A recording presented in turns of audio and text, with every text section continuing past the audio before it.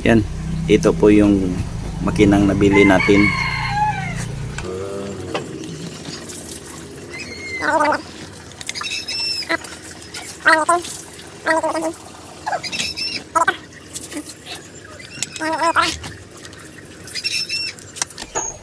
Bininta po ito sa may-ari dahil ito po ang kanyang problema. Yan, hindi na makick, ayaw mag-kickstart. Ito lang ang problema. Sa tingin ko, dito ang may problema. Yung block niya, yung piston ring niya na stuck up dahil matagal na itong hindi nagagamit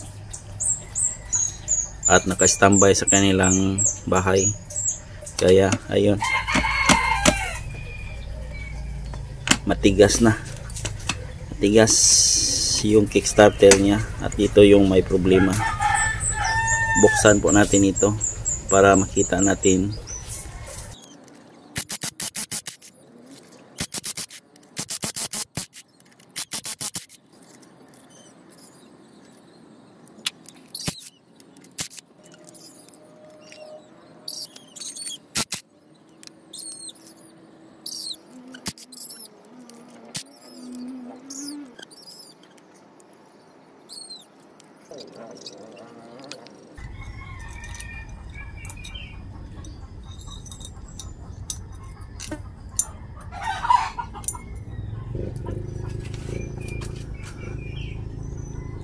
Yan po ang kanyang itsura. Kinakalawang na po. Yan. Kalawang pati dito.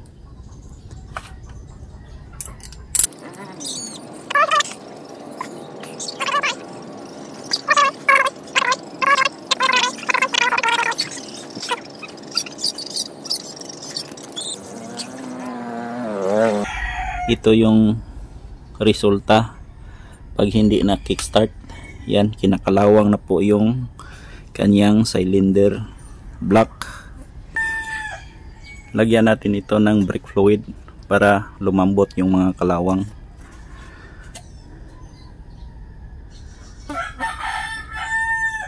Yan. At dahan-dahanin natin pukpukin.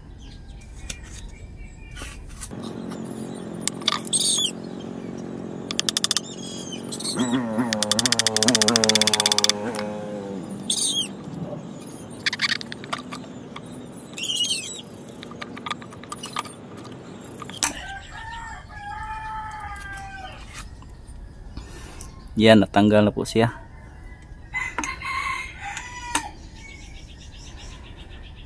At maraming kalawang.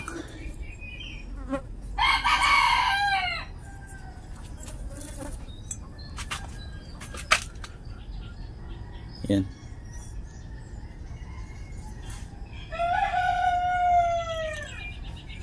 Yan po ang kanyang hitsura ng cylinder, gilid ng cylinder block. Kaya ayaw mag-kickstart dahil maraming na-stuck up na po siya dahil sa kalawang. Yan, kalawang. Pati yung piston niya marumi. Yan, marumi na po.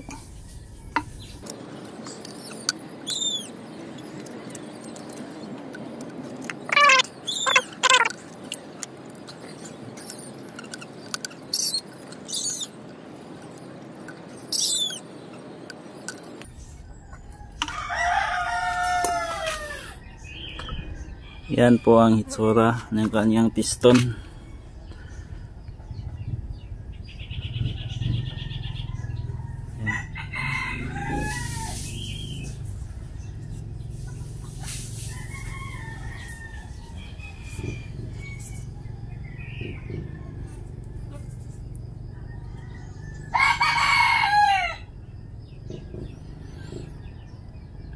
Yan, natanggal na natin yung piston. At ito, gagana na yung kickstarter na dahil kumikilos na po itong kanyang crankshaft. Yan. Yan.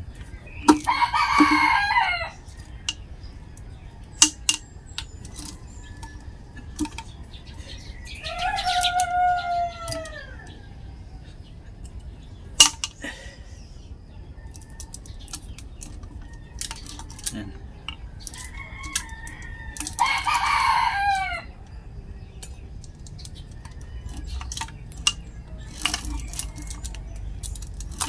Yan. Gagana.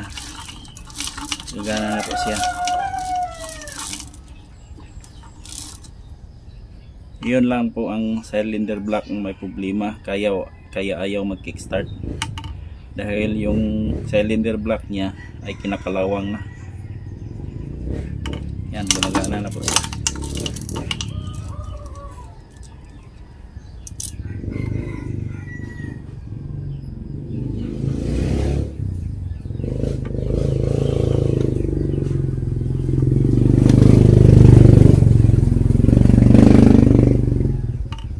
At ang kanyang sigunyal or crankshaft goods pa dahil wala pang alog. Yan, pag ganyanin natin ang alog, wala po siyang space. Yan, meaning okay pa yung crankshaft niya. Yung problema lang yung cylinder block at saka yung piston, dapat palitan. Pero pag nilinis natin yan, kahit umuusok, try nating paandarin ito. Yan, goods po yung cylinder, crankshaft nya, goods po, walang problema. Yan, walang alog at saka gumagana na. Yan, moving na po siya. Yan. Okay, ito yung block na kailangan nating linisin ng mabuti dahil kinakalawang na po siya. Yan, at pagkatapos nating linisin, check natin kung wala bang loose compression or wala bang singaw sa paligid ng kanyang barbula. Linisin lang ito at check natin kung nasa maayos pa ba na kondisyon. Ito ang kanyang cylinder block. Linisin natin ng mabuti ito at pakintabin para ma-check natin yung engine kung gagana ba or hindi. Yan, kinakalawang na po siya. Yan, maraming kalawang sa iba dito. Yan. Ito na po ang kanyang hitsura matapos nating baklasin. Binaklas na po natin yung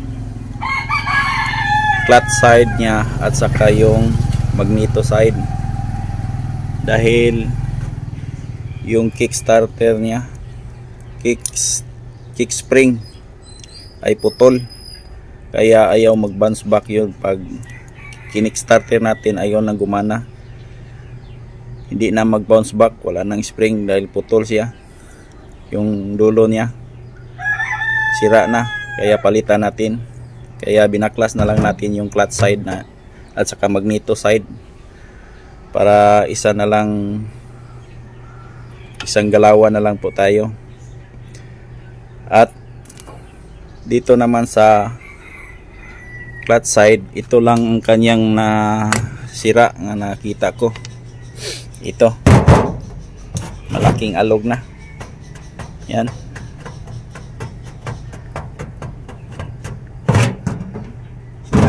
yung rubber damper nito sa loob ay sira na o pudpud, malamang pudpud na, kaya palitan natin. Pati yung rivets tanggalin natin para hindi na po ito gumalaw. Yan, yun lang, ito lang sira at saka yung spring niya, kickstarter spring, kaya ayaw mag bounce back pag kinickstart natin. At sa magneto side, yan, sa magneto side okay naman siya, walang problema. Kaya lang yung asiti niya, yan, madumi na. Isa sa mga dahilan nito yung overheat or matagal mag change oil.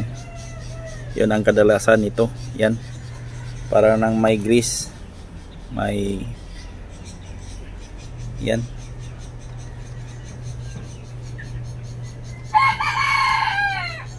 itim na yung kulay sa loob ng makina. Overheat or matagal nag-change oil yung may-ari nito, kaya ganito ang itsura. Yan.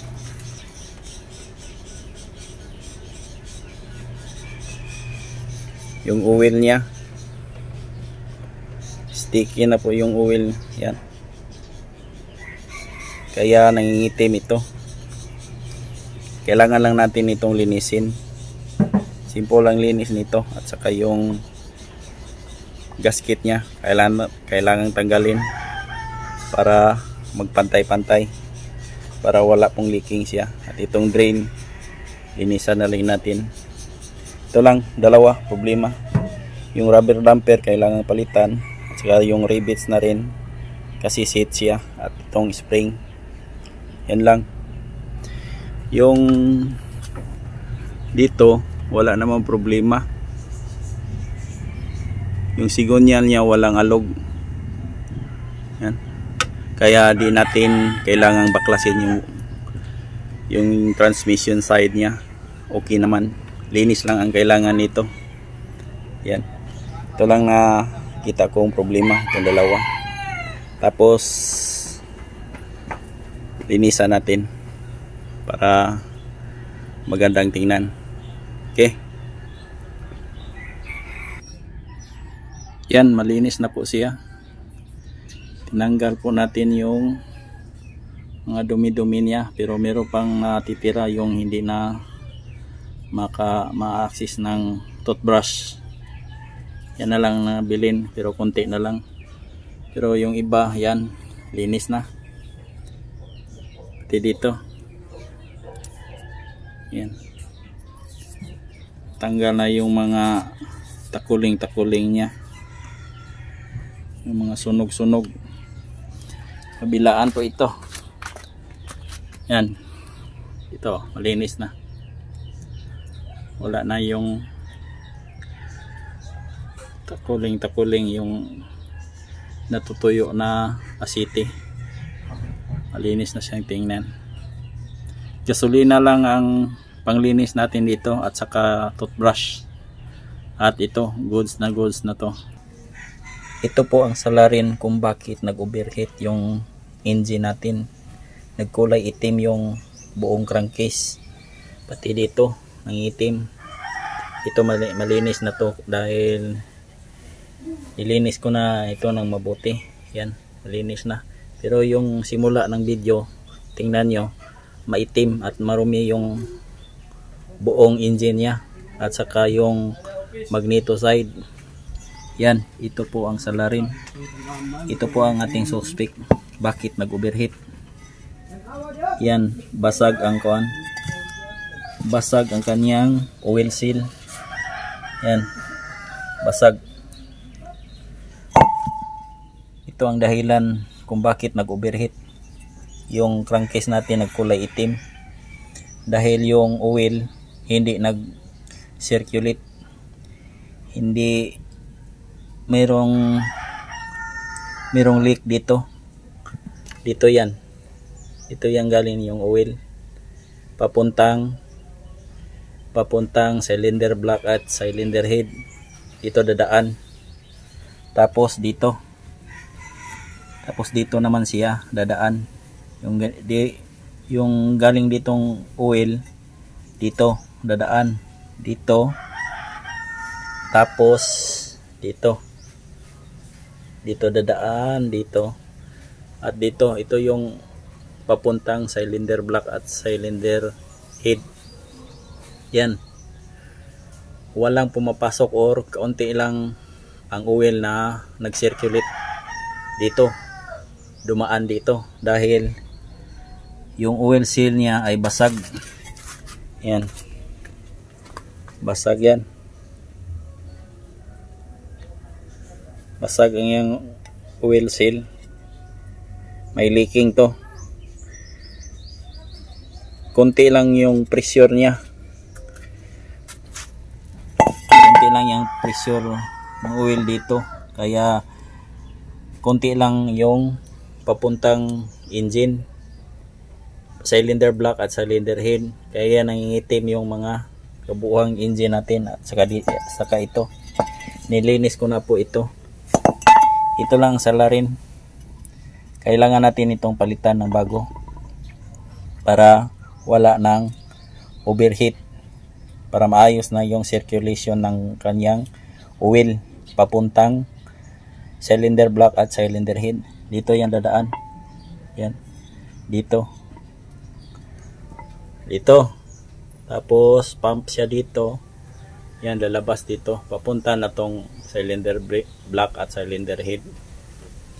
Yung oil kasi dito, yan, level yung oil dito. Ito yung oil pump. Yan, mag-circulate yan dito. Yung oil.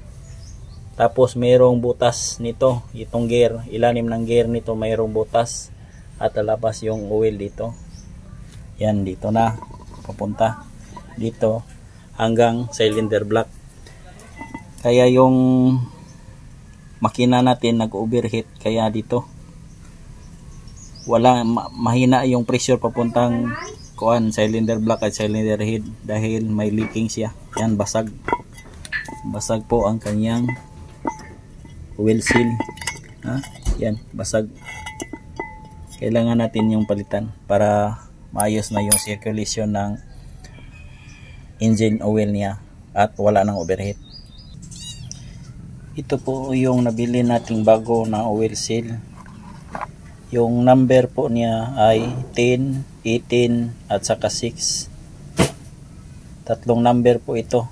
TC 10, 18, 6. Ito po yung papalitan natin. Yan, basag na po siya. Ito yung bago. Yun ang ikabit natin dito. 10, 18, 6 yung number. Para yan dito. Oil seal para malakas yung pressure niya, yung oil pump papuntang cylinder head at cylinder block. Ito siya. Yan, dito yan. Dito yan, ano. Diyan. Dahil dito yan ilalagay natin. Yan. 10, 18 at saka 6 yung number niya. Ito yung basag. Yan, ay kabit na po natin. Yan. Lapat na po siya at wala na. Sure na ball na po ito na wala ng leak. Yan. Dito yan. Magkasya. Pump dito. Dito. Ay butas dito sa ilalim. Yan. Parang oil jet yan. Papuntang cylinder block at cylinder head. Para hindi mag-overheat.